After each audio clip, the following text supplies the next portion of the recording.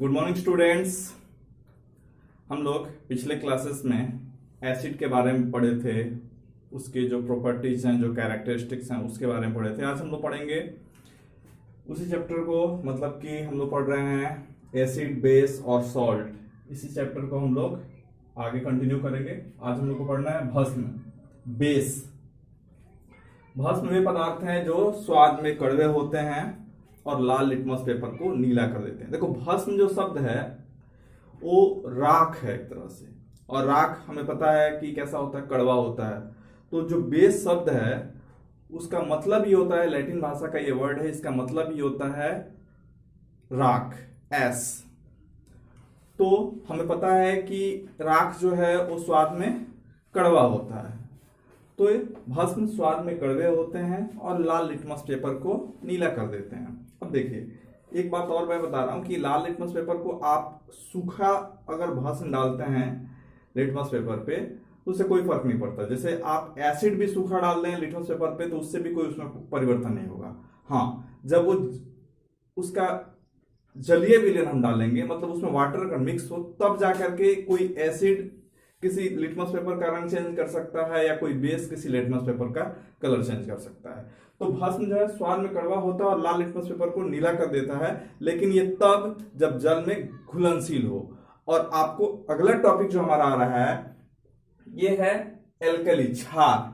जो भस्म जल में घुलनशील होते हैं उन्हें हम क्षार कहते हैं। जो भस्म जल में घुलनशील होते हैं, या हम ऐसे भी कह सकते हैं कि वे भस्म जो जल में विलेय होते हैं, जो जल में सॉल्यूबल होते हैं, उन्हें हम क्षार कहते हैं। मतलब कि जो जल में ना घुले जो भस्म, वो भस्म ही रह जाएंगे, और जो घुल जाए वो क्षार कहलाएंगे। चलिए एक चीज देखते हैं। अब हम लोग भस्मों के और क्षारों का एग्जाम्पल देखें। Sodium hydroxide, potassium hydroxide, ammonium hydroxide, calcium hydroxide, all are base and alkalis.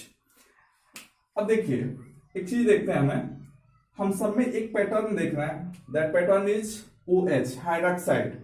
Hydroxide सब में है, यानी कि किसी भी धातु के साथ। और पहले वाला जो टर्म है दिख रहा है हमें, सोडियम, पोटेशियम, अमोनियम और कैल्शियम। हमें ये दिख रहा है जितने भी धातु होते हैं, जितने भी धातु और धातु के साथ अगर हाइड्रोक्साइड लग जाए तो क्या कहलाएंगे? भस्म और क्षार कहलाएंगे। तो हम कैसे पहचानेंगे कोई केमिकल फॉर्मूला जो है वो भस्म है या नहीं है? उसके साथ OH लगा होना चाहिए। अगर OH लगा हुआ है that is base and alkali. Alkali means जो जल में सॉल्यूबल हो, जल में घुलनशील हो। अगर जल में घुलनशील नहीं है तो वह भस्म क्षार नहीं कहलाएगा, ये बात कंफर्म रखिएगा। चलिए अब देखिए ये सोडियम हाइड्रोक्साइड। अब एक चीज और देख लेते हैं हम, उसके बाद से फिर इसको समझते हैं। आर्हेनियस के अनुसार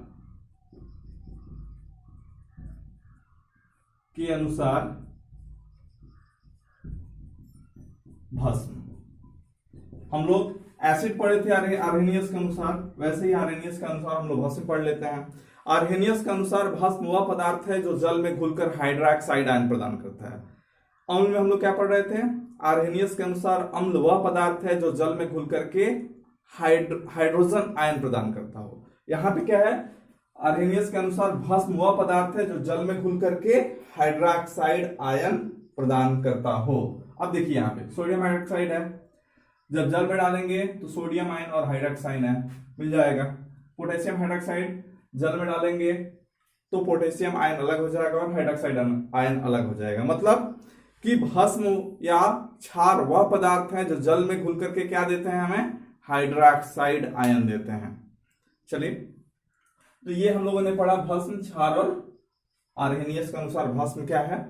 अब हम लोग पढ़ेंगे भस्म के या क्षार के जो प्रॉपर्टीज हैं, जो गुण हैं, उसके बारे में पढ़ेंगे। के गुण इसमें हम भौतिक और रासायनिक मिक्स करके देख लेंगे। ठीक, ये सारे भौतिक हैं।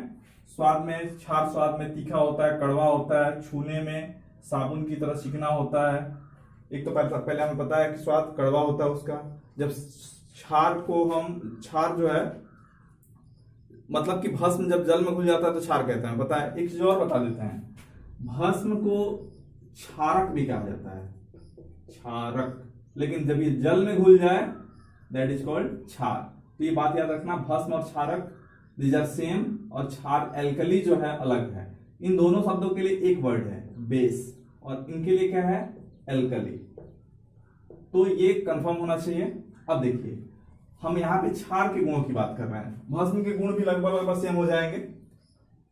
छूने में साबुन की तरह चिकना होता है। जब आप जैसे राख को आप पानी में मिला दीजिए और उसके बाद से आप उसे टच करिए तो आपको वैसे ही फील होगा जैसे साबुन को आप टच करते हैं, मतलब साबुन की तरह चिपचिपा और चिकना होता है। नेक्स्ट है प्रबल क्षार। जो प्रबल क्षार होते हैं, जो ज्यादा क्रियाशील क्षार होते हैं, वो धातु के सुचालक भी होते हैं, सॉरी विद्युत के सुचालक होते हैं। उसमें इलेक्ट्रिसिटी फ्लो कर सकती है, इलेक्ट्रिसिटी कंडक्ट करने की उसमें कैपेबिलिटी होती है। लाल, आपको पता है क्षार लाल लिटमस पेपर को नीला कर देता है, इतना तो पता ही है। क्षार में एक बहुत बड़ी क्वालिटी ये होती है कि यह ऑयल और सल्फर, तेल और गंधक को घुला देने की क्षमता रखता है। क्षार में इतनी बड़ी कैपेबिलिटी होती है कि ये ऑयल और सल्फर को अपने में सॉल्यूट कर सकता है, घुला सकता है। अभी हम लोग क्षार के भौतिक गुण देखे थे कि क्षार स्वाद में तीखा होता है, इसका जलीय विलयन साबुन की तरह चिकना होता है, और यह गंधक और तेल जैसे पदार्थों को अपने में घुला लेने की क्षमता रखता है, कार्बनिक पदार्थों को नष्ट कर देने की क्षमता रखता है। अभी हम लोगों ने ये प्रॉपर्टीज अभी देखे हैं, ठीक है। अब नेक्स्ट आता है, हम लोग क्षार के रासायनिक गुण देख लेते हैं। पहला, क्षार धातु के साथ अभिक्रिया। जैसे हम लोगों ने अम्ल के साथ अम्ल में भी ऐसे ही पढ़ा था कि उसके पहले हम लोगों ने फिजिकल प्रॉपर्टी देखा था, फिर केमिकल प्रॉपर्टी देखा था, और वैसे यहाँ पर भी हम लोग क्षार के अभी फिजिकल प्रॉपर्टीज हम उसके देख चुके हैं, और ये केमिकल प्रॉपर्टीज हम देखेंगे। पहला केमिकल प्रॉपर्टीज हम देख रहे हैं कि क्षार का धातु के साथ अभिक्रिया। क्षार धातु के साथ अभिक्रिया करके क्या क्या बनाता है, यहाँ पे देखिए लवण और हाइड्रोजन गैस बनाता है। क्षार धातु के साथ अभिक्रिया करके सॉल्ट और हाइड्रोजन गैस बनाता है। यहाँ पे ये सोडियम, ये धातु है एल्युमिनियम धातु, और ये सोडियम हाइड्रोक्साइड। एल्युमिनियम एक मेटल है, जबकि सोडियम हाइड्रोक्साइड एक बेस है, एक एल्कली है, क्षार है, और हम जल मिलाएंगे तभी ये क्षार होगा, पता है। अब देखिए जब हम इसकी अभिक्रिया कराएंगे, धातु से इस क्षार की अभिक्रिया कराएंगे तो क्या बनेगा, लवण। ये है लवण, और लवण में क्या है, सोडियम एल्यूमिनेट है, सोडियम एल्यूमिनेट, ये एक सॉल्ट है, लवण है। एल्युमिनियम की अभिक्रिया हम करा रहे हैं, सोडियम हाइड्रोक्साइड जो कि एक क्षार है, अभिक्रिया कराने से हमें सोडियम एल्यूमिनेट प्राप्त हो रहा है, और साथ में हाइड्रोजन गैस प्राप्त हो रहा है। ये हम बैलेंस कर दिए हुए हैं, बैलेंस आप कर भी सकते हैं, ना भी करेंगे तो चलेगा नहीं, करना अच्छा होता है। नेक्स्ट है क्षार और धातु ऑक्साइड के साथ क्या अभिक्रिया करके क्या बनाता है।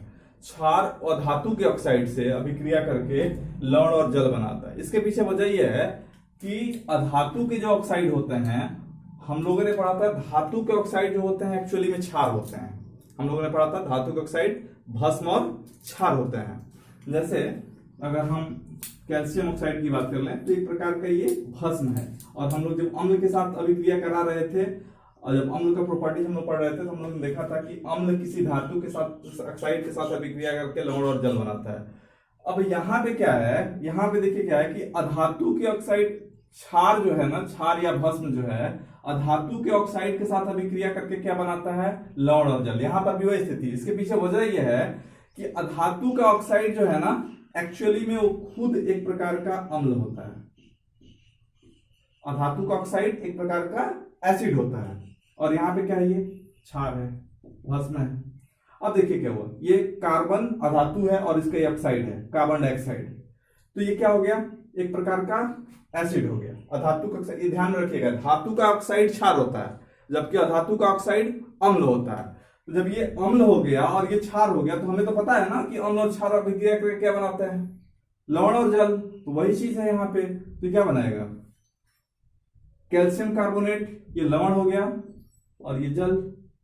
तो कोई भी अधातु का ऑक्साइड आपको मिल जाए, चाहे सल्फर डाइऑक्साइड मिल जाए, और इसकी अभिक्रिया आप करा लें किसी भी, जैसे NaOH से अभिक्रिया करा लें, तो आपको क्या मिलेगा कि अधातु के जो ऑक्साइड हैं अभिक्रिया करके क्या बनाते हैं, लवण और जल, क्योंकि अधातु के ऑक्साइड खुद एक प्रकार के एसिड होते हैं और सामने भस्म है। जैसे अभी हम लोगों ने कार्बन डाइऑक्साइड देखा, सल्फर डाइऑक्साइड में सल्फर एक अधातु है, उसका ऑक्साइड है सल्फर डाइऑक्साइड, जो एक प्रकार का एसिड हो जाएगा, अम्ल हो जाएगा, और ये भस्म है। तो अम्ल और भस्म अभिक्रिया करेगा तो लवण और जल बनाएगा। तो यहाँ पे क्या हुआ, लवण के रूप में क्या बनेगा, सोडियम सल्फाइड Na2SO3, और जल हमें पता ही है। तो आसान है, कोई दिक्कत नहीं है, थोड़ा सा आप इसको मेमोरी में रखिए, ठीक है ना। और ये जो फॉर्मूलाज हैं थोड़ा इनको ध्यान में रखिए, क्योंकि ये रिएक्शंस प्रैक्टिकली करने पे आता है कि कितना क्या आ रहा है, ठीक है ना। तो इसको आप याद रखिए, बाकी ये तो जल आपको याद है ही, कोई दिक्कत नहीं है।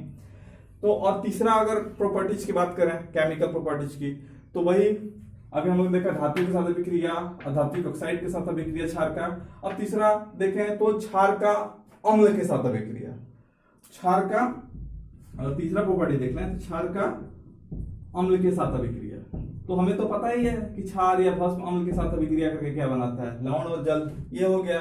उसके बाद चौथा प्रॉपर्टी देख लें, क्षार जल में घुल करके क्या देता है, जल के साथ अभिक्रिया, क्षार का जल के साथ अभिक्रिया। तो क्या होगा, क्षार जल में घुल करके हाइड्रोक्साइड आयन प्रदान करता है। तो ये सिंपल से प्रॉपर्टीज है, ये चारों प्रॉपर्टीज आप याद कर सकते हैं, these are very easy. Okay, हाँ, अब हम लोग पढ़ेंगे सूचक। अम्ल तथा भस्म कुछ पदार्थों के रंग परिवर्तन करने में सक्षम होते हैं। तो जिन पदार्थों का रंग परिवर्तित हो जाता है ना, उन्हें हम सूचक कहते हैं।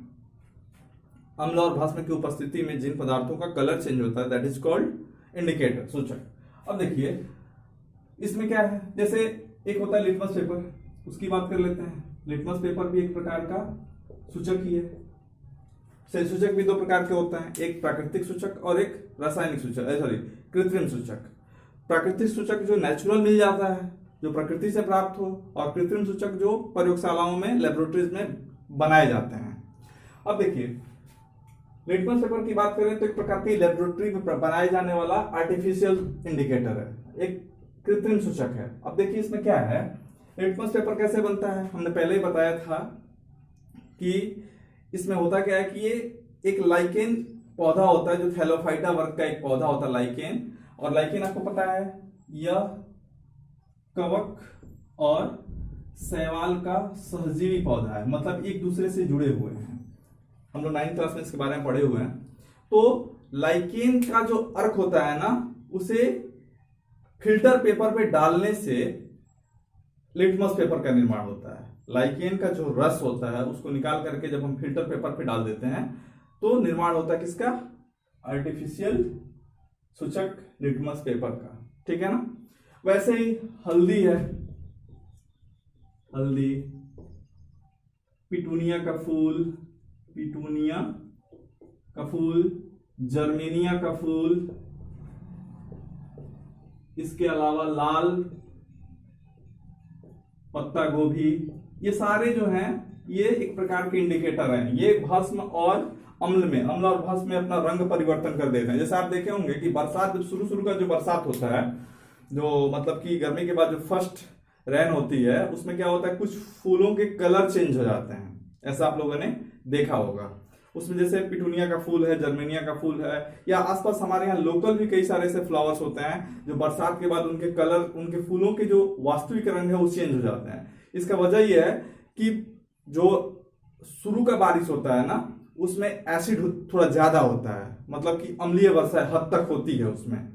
तो उससे क्या होता है, जब वो पानी गिरता है इन फूलों के पंखुड़ियों के ऊपर, तो इनके कलर चेंज हो जाते हैं। तो एक प्रकार की नेचुरल सूचक हो गए, और ये क्या कहते हैं, लिटमस पेपर एक आर्टिफिशियल सूचक हो गया। तो सूचक वही वह पदार्थ हैं जो अम्ल और भस्म की उपस्थिति में अपने कलर्स चेंज कर देते हैं, अपने रंग चेंज कर देते हैं। अब देखिए एक और सूचक होता है अल्फैक्टरी सूचक। अल्फैक्टरी सूचक, अल्फैक्टरी सूचक क्या है, ये जो होता है ना, अल्फैक्टरी सूचक वे सूचक होते हैं जो अम्ल और भस्म की उपस्थिति में अपना गंध परिवर्तित कर देते हैं।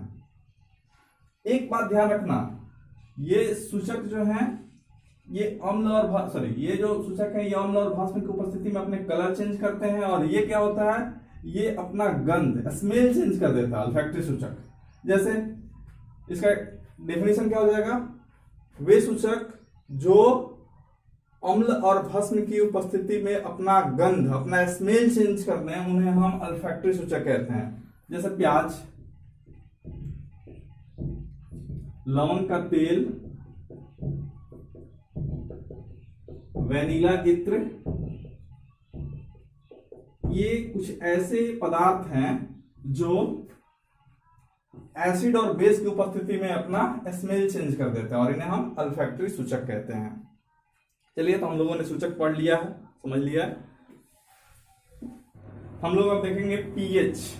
देखिए, एक चीज आपको समझ में आ गया होगा कि जो सूचक होते हैं वो ये तो बता देते हैं कि कोई पदार्थ अम्ल है कि भस्म है, लेकिन सबसे इंपॉर्टेंट बात यह है कि कोई अम्ल जो है वो कितना प्रबल है या कितना दुर्बल है, कोई भस्म कितना प्रबल है या कितना दुर्बल है, ये बता पाना सूचक से संभव नहीं। तो इसी चीज को देखते हुए जर्मनी के एक वैज्ञानिक थे सोरेनसन, ये जर्मनी के एक साइंटिस्ट थे जिन्होंने 1909 ईस्वी में एक स्केल बनाया जिसे हम पीएच स्केल कहते हैं। इन्होंने ये बताने के लिए अच्छा प्रयास किया कि कोई एसिड या कोई बेस कितना शक्तिशाली है या कितना दुर्बल है। इसके लिए पीएच स्केल का उन्होंने निर्माण किया, पीएच स्केल का। इस स्केल में होता क्या है, एक चीज सबसे पहले हम लोग ये देख लें, पीएच होता क्या है। किसी भी अम्ल में हमें ये तय करना होता है कि अगर तय करना है कि कोई एसिड कितना स्ट्रांग है, कितना प्रबल है, इसके लिए हमें पता होना चाहिए कि उस एसिड में हाइड्रोजन की मात्रा कितनी है, हाइड्रोजन का सांद्रता कितना है। तो अगर हम हाइड्रोजन की सांद्रता पता कर लें किसी एसिड में या किसी भस्म में हाइड्रोक्साइड की सांद्रता हम पता कर लें, तो हम ये पता कर सकते हैं कि कोई एसिड या कोई बेस कितना प्रबल है, कितना स्ट्रांग और कितना वीक है। इसी को पता करने के लिए पीएच का प्रयोग किया जाता है। पीएच किसी विलयन में पीएच का मान उसमें उपस्थित हाइड्रोजन आयन के सांद्रता के लघु गुणक का ऋणात्मक मान है, लॉगरिथम का ऋणात्मक मान। अब ये लघु गुणक जो लॉगरिथम है, ये 11th क्लास में हमें पढ़ने हैं, मैथ्स में इसे पढ़ना है, फिर साइंस में भी पढ़ना है। सिंपल सी भाषा में अगर हम समझें तो किसी भी सॉल्यूशन में या किसी विलयन में या किसी एसिड में हाइड्रोजन की कितनी सांद्रता है यह तय करता है कि उसका पीएच कम है या ज्यादा है। चलिए, अब जो है पीएच स्केल की बात करते हैं हम। पीएच स्केल जो है वो एक ऐसा स्केल है जो बताता है कि कोई एसिड या कोई बेस कितना स्ट्रांग है और कितना वीक है। ये काम किसने किया था? सोरेनसन ने सन 1909 ईस्वी में किया था। उन्होंने एक पीएच स्केल बनाया। इस स्केल में उन्होंने दो छोर को तय किया।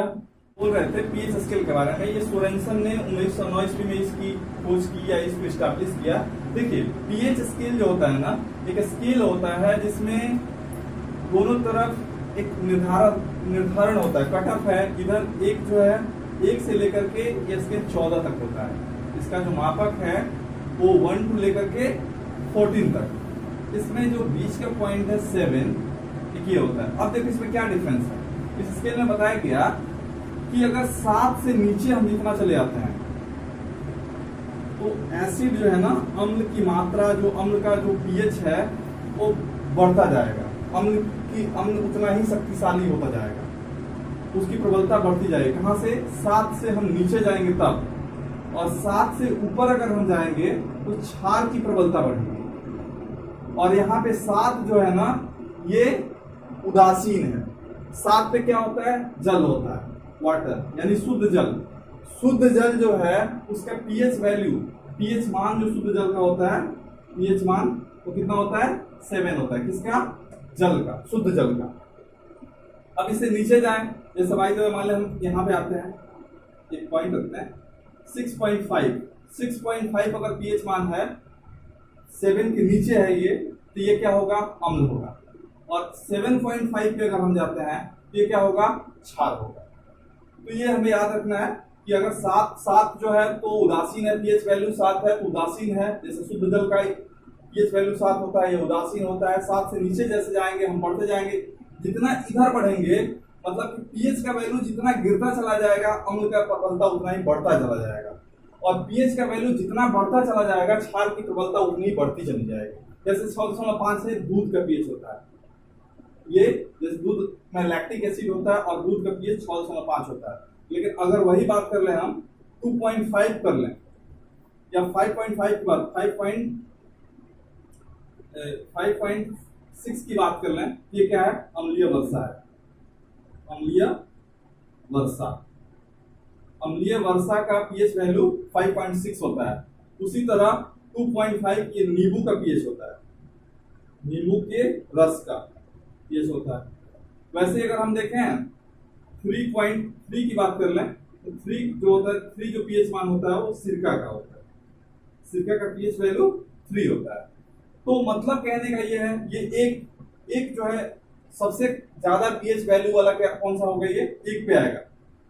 ये कौन सा होगा? अम्लपित्त, जो हमारे पेट में होता है। तो इस तरह से जितना हम नीचे जाएंगे, दिख रहा है ना, जितना हम बैक जाएंगे उतना पीएच वैल्यू कम होता जाएगा और एसिड की प्रबलता बढ़ती जाएगी, स्ट्रॉन्ग एसिड मिलता जाएगा जितना नीचे जाएंगे। मतलब हम कहें कि ये एसिड है और इससे ज्यादा स्ट्रॉन्ग कौन है? अम्लीय वर्षा। दूध से ज्यादा स्ट्रॉन्ग कौन है? अम्लीय वर्षा। उससे ज्यादा कौन है? सिरका है। उससे ज्यादा कौन है?